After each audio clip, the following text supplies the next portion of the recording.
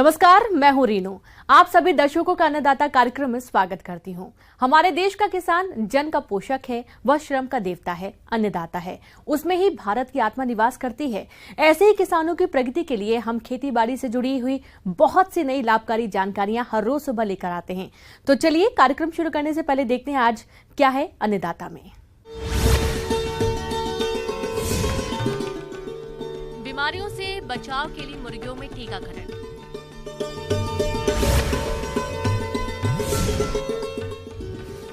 लौकी की जैविक खेती से किसान हुआ मालामाल।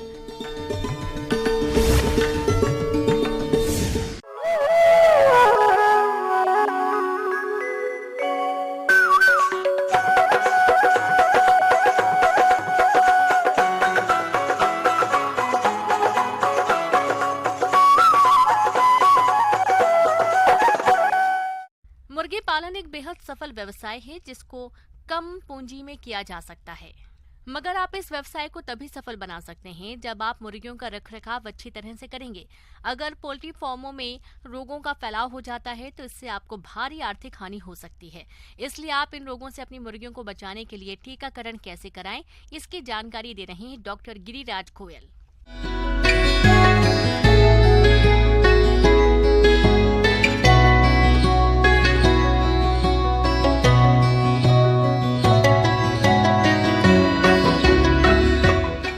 वर्तमान में अभी बढ़िया सीजन प्रारंभ होने वाला है।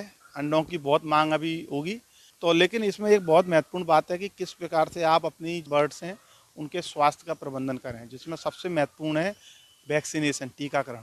क्योंकि एक मूलभूत सिद्धांत है कि बचाव बीमारी के इलाज से ज़्यादा अच्छा होता है। अगर आप किसी भी बीमारी को आने से रोक लेंगे तो आपकी बीमारी मुर्गियों को कोई नुकसान भी नहीं होगा, और जो इनके इलाज में जो अनावश्यक रूप से खर्च होने वाला है उससे भी आप बच सकते हैं। मुर्गियों में आने वाली घातक बीमारियों के कारण मुर्गी पालक किसानों को आर्थिक हानि का सामना करना पड़ता है। तो आप इन रोगों से अपनी मुर्गियों को बचाने के लिए टीकाकरण कैसे करें, इसकी समस्त जानकारी कुछ इस तरह से है। वैक्सीनेशन के बारे में बात करें तो सबसे पहले मुर्गियों में जो 1 दिन की उम्र में जो हैचरी से जब बच्चा निकलता है तो मैरेक्स डिसीज नामक एक वैक्सीन लगाई जाती है। अगर आप बाजार से चूजा खरीद रहे हैं तो आपको वो हैचरी से प्रजनक जो संस्थाएं हैं वो आपको लगा कर देंगी। जो अगला वैक्सीन लगेगा वो लगेगा रानीखेत का। रानीखेत के B1 स्ट्रेन का इस्तेमाल करना है, और इसके देने की उम्र 5 से 7 दिन की उम्र है। और उसमें भी आपको ध्यान रखना है कि वो आँख या नाक उनमें 1-1 बूंद आप दोनों में डाल दीजिए। उसके बाद में फिर आपको 14 दिन की उम्र में गम्बोरो नामक बीमारी, जिसको IBD भी कहते हैं, उसका टीकाकरण करना है, जो कि पानी में मुर्गियों को देना है। उसके बाद में 21 दिन की उम्र में वापस रानीखेत का बूस्टर डोज लगेगा। जो हमने 5 से 7 दिन में लगाया था वो बूस्टर डोज लासोटा नामक स्ट्रेन इसका बाजार में उपलब्ध है, वो पानी के द्वारा ही दिया जाएगा। उसके बाद में फिर जब 28 दिन की उम्र हो जाएगी चूजों की, तो फिर जो 14 दिन में हमने गम्बोरो का वैक्सीन दिया था उसका बूस्टर डोज 28 दिन में लगेगा, वो भी पानी के द्वारा ही आपको देना होगा। उसके पश्चात अगर हमको मुर्गियों को अंडे उत्पादन के लिए रखना है तो 49 दिन की उम्र में अगर आपके क्षेत्र में फाउल पॉक्स नामक बीमारी रहती है, जिसमें कि चेहरे पे, चोंच पे छोटे छोटे दाने दाने से आ जाते हैं और वो फिर बाद में झड़ जाते हैं, तो फाउल पॉक्स अगर बीमारी आती है तो आपको 49 दिन की उम्र में पंख में थोड़ा सा, पंख के अंदर जहाँ नसें रहती हैं खून की, वहाँ पर थोड़ा सा बिना धार के चाकू से रगड़ के, ताकि खून ना निकले, बस केवल छिलसा जाए, वहाँ पर उसकी 2 बूंद डालनी होती हैं। उसके बाद में फिर आप 56 दिन की उम्र में इसी रानीखेत का R2B नामक वैक्सीन आता है।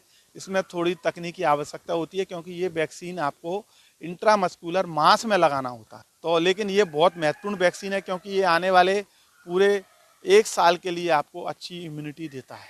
उसके बाद में फिर आपको हर 2 महीने में रानीखेत का लासोटा वैक्सीन ही रिपीट करते रहना पानी में, क्योंकि जो रानीखेत बीमारी है यही सबसे ज़्यादा खतरनाक बीमारी है, यही आपके मुर्गियों को प्रभावित करेगी। किसान भाइयों, मुर्गियों में टीकाकरण करते समय आप कौन कौन सी सावधानियों का ध्यान रखें जिससे कि मुर्गियों के टीकाकरण में किसी भी प्रकार की दिक्कत ना हो, इसकी समस्त जानकारी कुछ इस तरह से है। तो लेकिन इसमें एक बहुत महत्वपूर्ण बात है कि किस प्रकार से आप अपनी बर्ड्स हैं टीकाकरण में जो विशेष कुछ मुख्य बातें हैं, पहले उनकी चर्चा करेंगे। सबसे पहले जब कभी हमको मुर्गियों का टीकाकरण करना होता है तो उसके करीब 1 सप्ताह पहले हमें उनका डिवर्मिंग करनी चाहिए। उसके लिए बाज़ार में जो डिवर्मर एल्बेंडाजोल, फेनबेंडाजोल, आइवरमेक्टिन के सॉल्यूशन के लिक्विड दवाइयाँ उपलब्ध हैं। आप उनको पानी में मिलाकर मुर्गियों को दे दीजिए। उसके उपरांत आप 1 सप्ताह बाद टीके का इस्तेमाल करिए। अच्छा, ये एक बहुत महत्वपूर्ण बात आई, वैक्सीन लगा रहे हैं तो उसमें किसी प्रकार की कोई दवाई नहीं डलेगी, केवल वैक्सीन ही पानी में डलेगा। और वैक्सीन डाल के आप जितना पानी आप दिन भर में देते हैं अपनी मुर्गियों को रोज, उसका केवल 25% पानी आप लें, अच्छा साफ पानी, और उसमें वो वैक्सीन को डाल दें और मुर्गियों के सामने रखेंगे। चूँकि उन्होंने दाना खाया हुआ है, उनको प्यास लगी हुई है, वो पूरे पानी को तुरंत पी जाएंगी।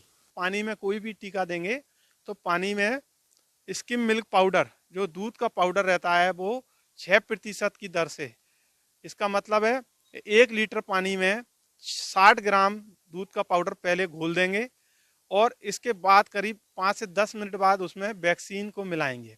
नियमित अंतराल पर निश्चित मात्रा में और उचित रूप से भंडारण किए हुए वैक्सीन का आप उपयोग करें, क्योंकि कई बार किसान भाई वैक्सीन को बर्फ़ में नहीं रखते हैं, जिससे कि उसके अंदर जो जीवाणु रहते हैं वो नष्ट हो जाते हैं और वैक्सीन कोई काम नहीं करती। इसलिए आपको हमेशा कोल्ड चेन मेंटेन करके रखना है और वैक्सीन को सही समय पर उसको पानी में मिलाने के बाद तुरंत इस्तेमाल करने की आवश्यकता होती है। आधा से 1 घंटे के उपरांत वैक्सीन की जो क्षमता है वो कम होने लगती है, इसलिए आप वैक्सीन को उसके जो डाइल्यूएंट घोल है उसमें मिलाने के आधा से 1 घंटे के बाद तुरंत इस्तेमाल कर लीजिए। हाँ, ये लिवर टॉनिक का भी बहुत महत्वपूर्ण है, क्योंकि इनकी वृद्धि दर बहुत ज़्यादा है, तो उस पर लिवर पे बहुत मेटाबॉलिज्म के लिए, उनको खाने को पचाने के लिए, एंजाइम बनाने के लिए बड़ा दबाव आता है। तो इसमें लिवर को थोड़ा सपोर्ट करने के लिए हम हर्बल लिवर टॉनिक भी दे सकते हैं और साथ साथ में विटामिन डी और कैल्शियम भी आप मुर्गियों को एक्स्ट्रा दे सकते हैं, जो बाइमिनरल, ऑस्ट्रोबैट करके लिक्विड आते हैं, और भी कई सारे कंपनियों के लिक्विड उपलब्ध हैं, वो आप पानी में मिला के दे सकते हैं, जिससे कि इनकी वृद्धि भी अच्छी होगी, लिवर अच्छा काम करेगा, अच्छे से पाचन होगा, तो जो आप दाना दे रहे हैं वो अच्छे से पचेगा और उसका भरपूर लाभ मुर्गियों को प्राप्त होगा।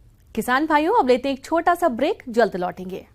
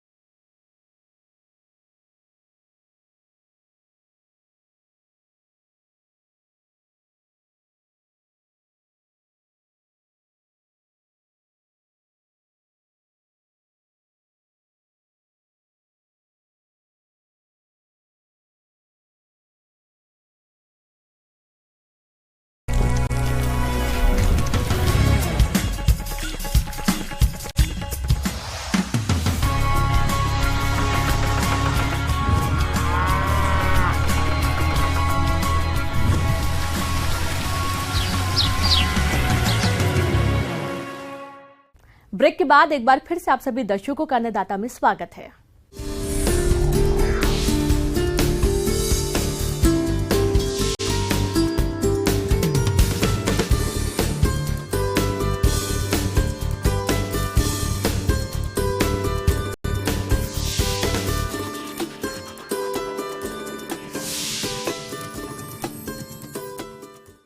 किसान भाइयों, आप यह जो नज़ारा देख रहे हैं यह कोई आम लौकी नहीं बल्कि ऑर्गेनिक लौकी है। ऑर्गेनिक होने के कारण इस लौकी की भारी मांग भी है। ये किसान भाई इस फसल से आज खूब उपज ले रहे हैं और उतना ही मुनाफा भी कमा रहे हैं। ये झारखंड के युवा किसान ब्रिजेश्वर महतो हैं। ये नई तकनीकों को अपनाकर आज सफलता की ऊंचाइयां छू रहे हैं। आइए मिलते हैं इनसे।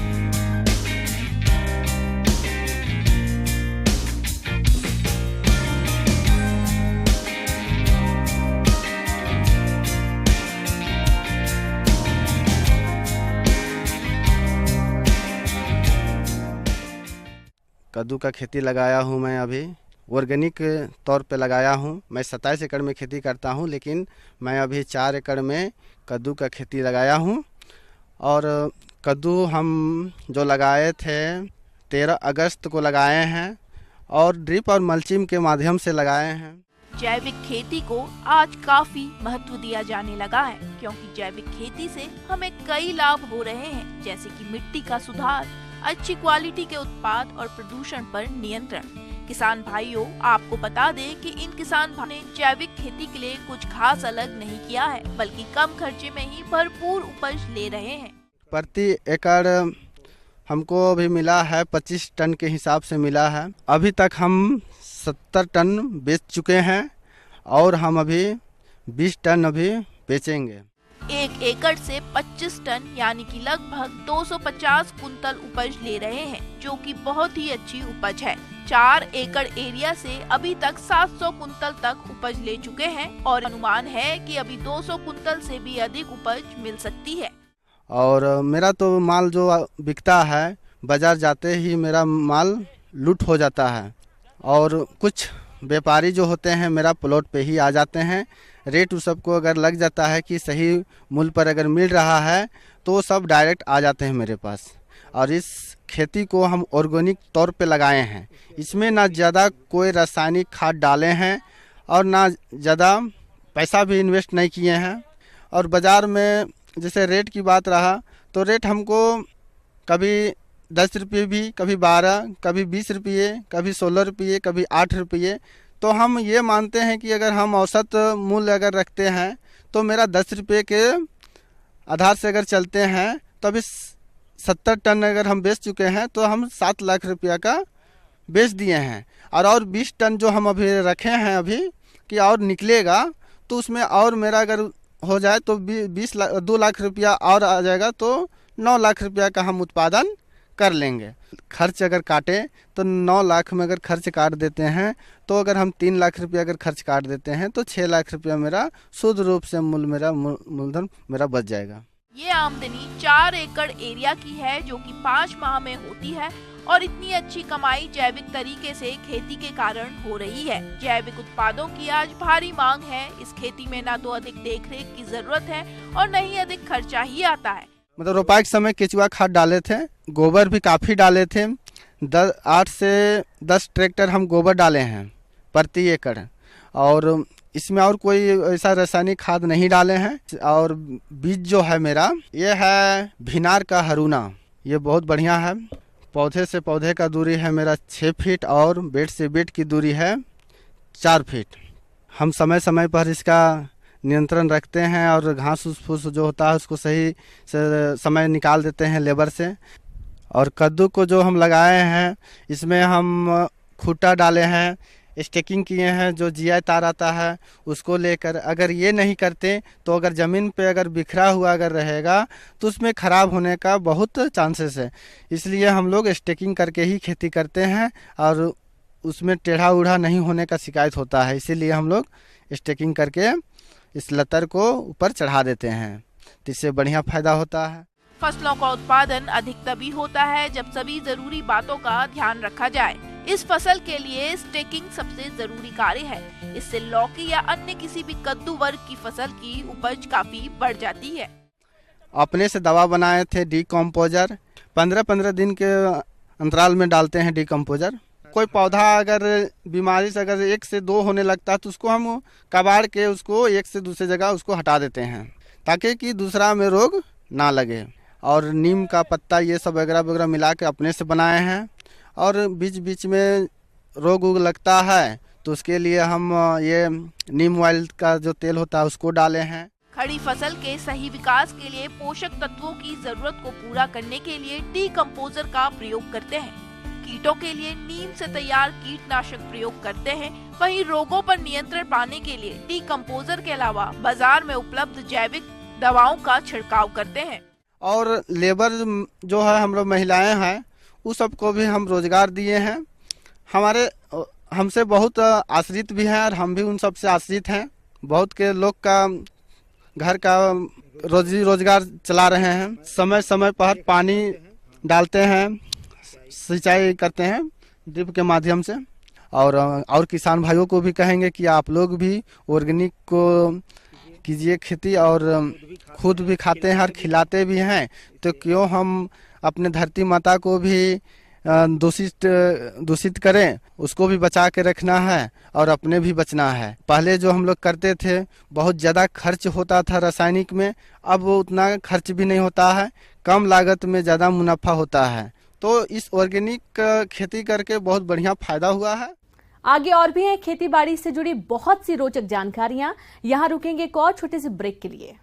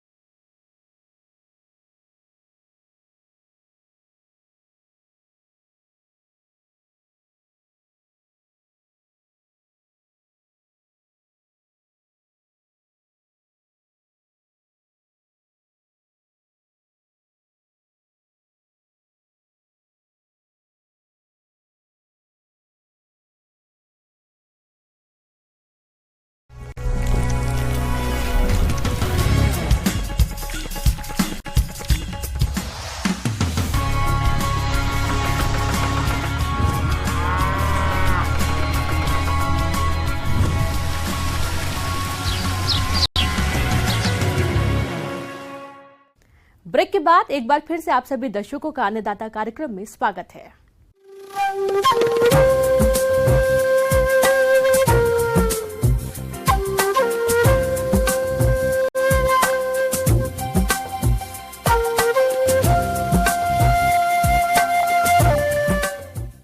मौसम विभाग की रिपोर्ट पर साप्ताहिक कृषि सलाह इस प्रकार है।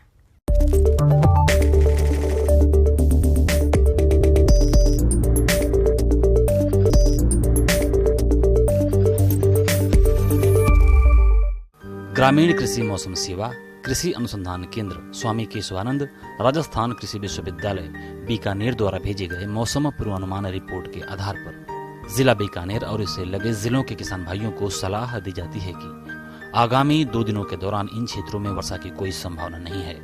आसमान साफ रहेगा। अधिकतम तापमान 23 डिग्री सेल्सियस और न्यूनतम तापमान 3 डिग्री सेल्सियस रहने का अनुमान है। अधिकतम सापेक्षिक आर्द्रता 14 से 18% और न्यूनतम सापेक्षिक आर्द्रता 7 से 9% तक रहने की संभावना है। हवा की औसत गति 8 से 11 किलोमीटर प्रति घंटे की रफ्तार से रहेगी। ऐसे में इन क्षेत्रों के किसान भाइयों को सलाह दी जाती है कि फसलों की क्रांतिक वृद्धि अवस्थाओं पर सिंचाई अवश्य करें। साथ ही साथ नाइट्रोजन की बची हुई मात्रा भी सिंचाई के साथ प्रयोग करें। सरसों में तीसरी सिंचाई फली बनते समय बुआई के 75 दिन बाद करें। चना की फसल में दूसरी सिंचाई फली बनते समय करें। अगर अंगमारी रोग का लक्षण दिखाई पड़े तो अविलंब फफूंदनाशी दवा मैंकोजेब 2 ग्राम प्रति लीटर पानी के हिसाब से घोल बनाकर छिड़काव करें। जिन किसान भाइयों ने सब्जी मटर की फसल लगाई है उसमें चूड़िल आसिता या पाउडरी मिल्ड्यू रोग के आक्रमण की संभावना रहती है। इस रोग में पत्तियों, फलों एवं तने पर सफेद चूर्ण दिखाई देते हैं। ऐसे लक्षण दिखाई देने पर किसान भाई केराथिन दवा 1.5 मिलीलीटर प्रति लीटर पानी या सल्फेक्स दवा 3 ग्राम प्रति लीटर पानी के हिसाब से घोल बनाकर छिड़काव करें। अनार की बागानों में फल पकाव की ओर अग्रसर है, अतः किसान भाइयों को सलाह दी जाती है कि फलों को फटने से बचाने के लिए उपयुक्त नमी बनाए रखें और भारी सिंचाई न करें। बेर की बागानों में अभी फल पकाव की ओर अग्रसर है, अतः किसान भाइयों को सलाह दी जाती है कि 25 से 30 दिन के अंतराल पर नवंबर से जनवरी माह के दौरान हल्की सिंचाई देते रहें। आम के बागानों में पेड़ पर मिलीबग कीट को चढ़ने से रोकने के लिए अभी से तने पर प्लास्टिक की सीट लगाएं और गुड़ाई करके मिट्टी में किसी भी कीटनाशक का उपयोग कर सकते हैं।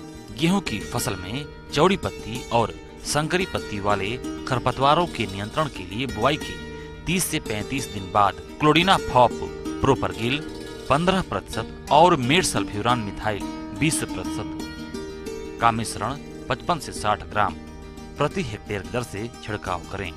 छिड़काव करते समय ध्यान रखें कि फसल पर कहीं भी दोहरा छिड़काव न हो।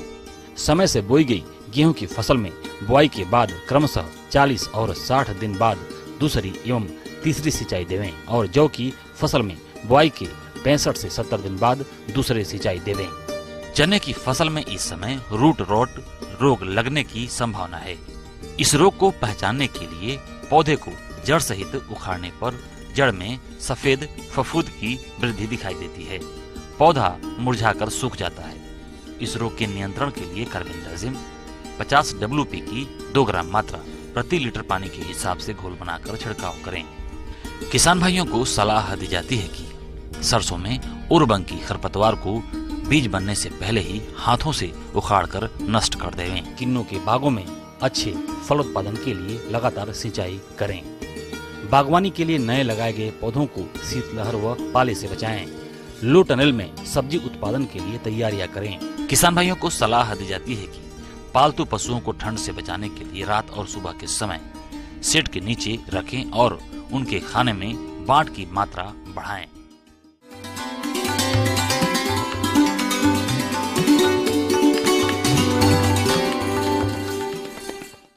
आइए जानते हैं अन्नदाता निःशुल्क फोन के माध्यम से पूछे गए समस्याओं का समाधान।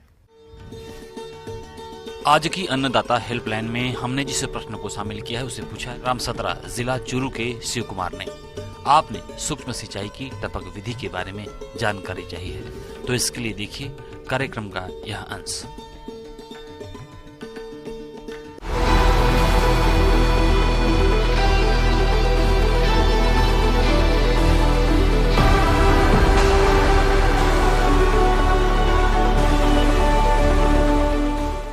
जैसा कि हम आज चर्चा करना चाहेंगे कि दिन प्रतिदिन पानी की कमी हो रही है और चाहे हम पीने के उसमें उपयोग करें या खेती में उपयोग करें, वहाँ पे पानी की उपलब्धता कम हो रही है और भूजल स्तर दिन ब दिन गिरता जा रहा है।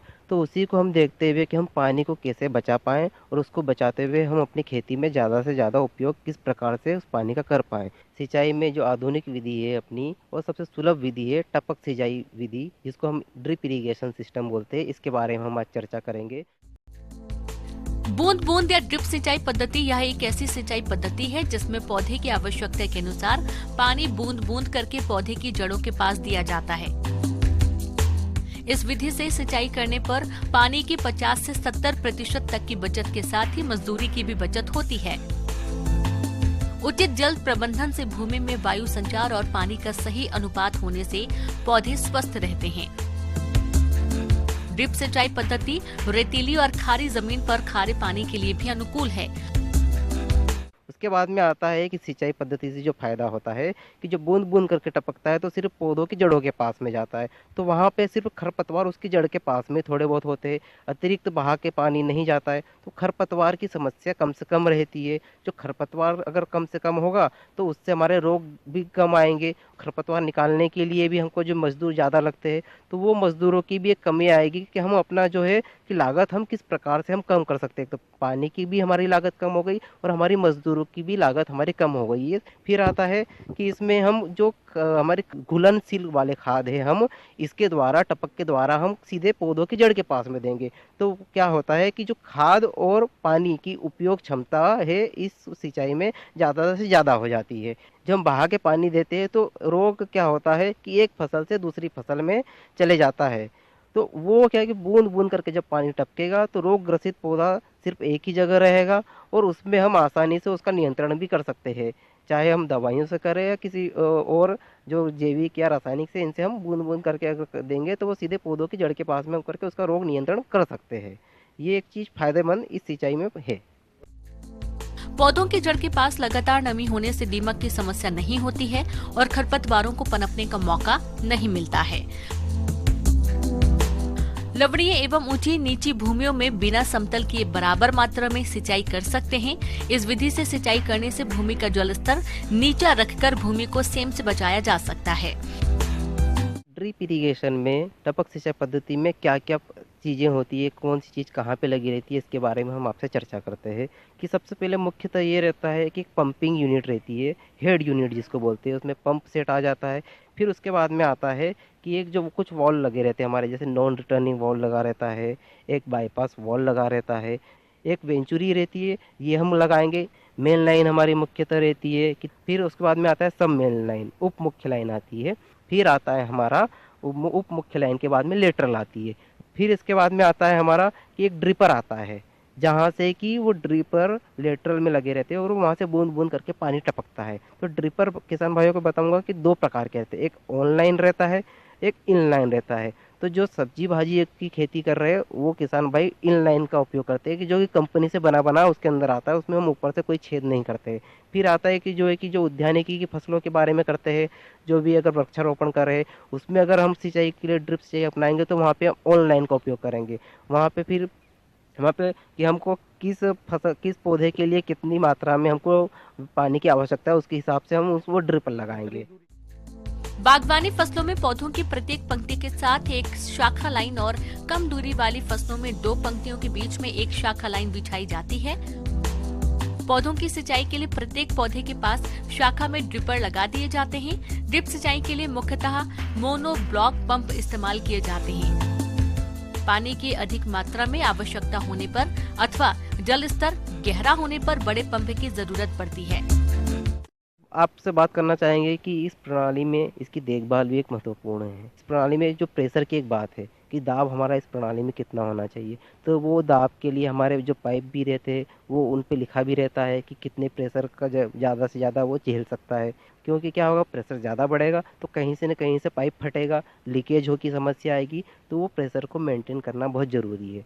अगर कहीं पे पाइप थोड़ा सा फट रहा है तो हम उसको अनदेखा ना करें। तो जहाँ पे लीकेज हो रहा है या जहाँ पे कहीं पाइप फूट रहा है तो उसको हम उसी वक्त उस समस्या का हल वहीं पे करें और उस लीकेज को वहीं पे बंद कर दें। जब भी चालू करें हम प्रतिदिन ये हम देखें कि हमारे ड्रिपर में पानी सही से आ रहा है, यानी किस ड्रिपर में पानी कम आ रहा है, ये हम देखते रहे। इस प्रणाली में जब हम ये खाद और उर्वरक दें तो हम इसको खोल के 5-10 मिनट चला के, अच्छा पानी जब तक नहीं आए तब तक हम चलाते रहें और फिर वापस से इनको बंद कर देंगे। अब हम इसमें एक बात करेंगे कि जब हमारा ये अगर ड्रिपर चौक हो जाता है, वहाँ से पानी आना बंद कर देता है, तो एक ये है कि जिस पानी में काई की समस्या, अगर हमारे लेटरल में और इनमें काई की समस्या आ गई है, काई आने लग गई है, तो क्लोरीन गैस का उपयोग कर सकते हैं या हम ब्लीचिंग पाउडर का उपयोग कर सकते हैं। इनके द्वारा हम इसका जो है कि काई की समस्या को दूर कर सकते हैं। और वो घोल को पूरा पाइपों में डालना पड़ेगा और अगले 24 घंटे तक उसको हमको रखना पड़ेगा और 24 घंटे तक रखने के बाद में इसकी सफाई करेंगे अगले 24 घंटे के बाद में। फिर राज्य व केंद्र सरकार द्वारा इन सिंचाई विधियों को लोकप्रिय बनाकर सिंचाई के परंपरागत तरीकों के स्थान पर सिंचाई जल की बचत के लिए अनुदान दिया जा रहा है, जिसकी जानकारी नजदीकी कृषि और उद्यान विभाग या कृषि विज्ञान केंद्र से ली जा सकती है। अपने यहाँ पे सभी के यहाँ एक उद्यान विभाग है, हॉर्टिकल्चर डिपार्टमेंट है, वहाँ पे जो उद्यान विस्तार अधिकारी है उनसे अपन संपर्क कर सकते हैं। और अलग अलग वर्ग के लिए अलग अलग प्रकार से इसमें छूट है, अलग अलग योजनाएं भी है इसमें, तो आप उनसे मिलके अपन पता कर सकते हैं कि आपको क्या क्या कितने प्रतिशत में सब्सिडी मिल रही है और आपको ये लेने के लिए और कितने एकड़ में लेने के लिए, किस फसल में लेने के लिए क्या क्या कागज़ भी लगेंगे और किस प्रकार से आप इसको लेने के लिए कहाँ पे आप जाएं, ये कहाँ पे जाके अपना फॉर्म दें, तो आप उनसे मिलके अपना ये चीज़ कर सकते हैं कि आपको किस प्रकार से ये प्रणाली लेनी है।